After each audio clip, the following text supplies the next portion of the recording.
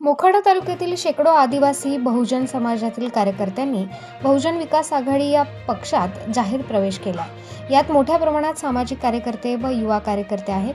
हा पक्ष प्रवेश मोखाडा तालुक्यातील व पालघर जिल्ह्यातील राजकारणाला एक प्रकारचा धक्का आहे, असे काही घटकांकडून बोलले जात आहे।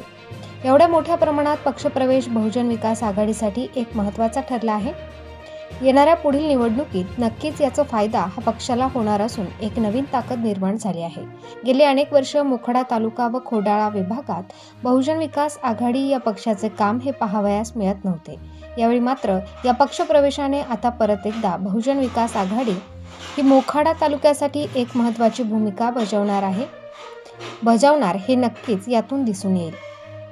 हा पक्षप्रवेश बहुजन विकास आघाडीचे अध्यक्ष आमदार हितेंद्र ठाकूर, आमदार राजेश पाटील, माजी खासदार बळीराम जाधव, ज्येष्ठ नेते विल्सन फगौस, ठाणे जिल्हा परिषद माजी अध्यक्ष काशीनाथ पाटील व मोखाडा तालुका अध्यक्ष अमजद अन्सारी, जव्हार तालुका अध्यक्ष एकनाथ दरोडा, कौलागे गणप्रमुख संजय भला यांच्या उपस्थितीमध्ये झाला आहे।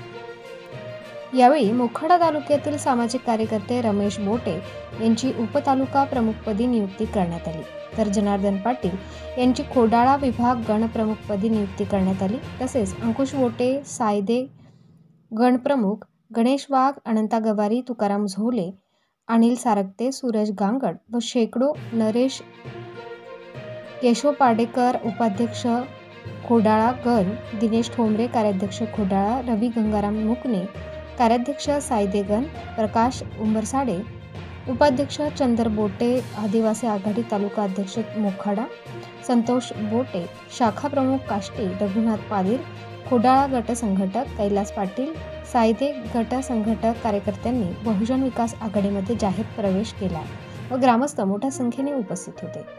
प्रबंधभूमी महाराष्ट्र न्यूजसाठी रघुनाथ गांगुर्डे, पालघर।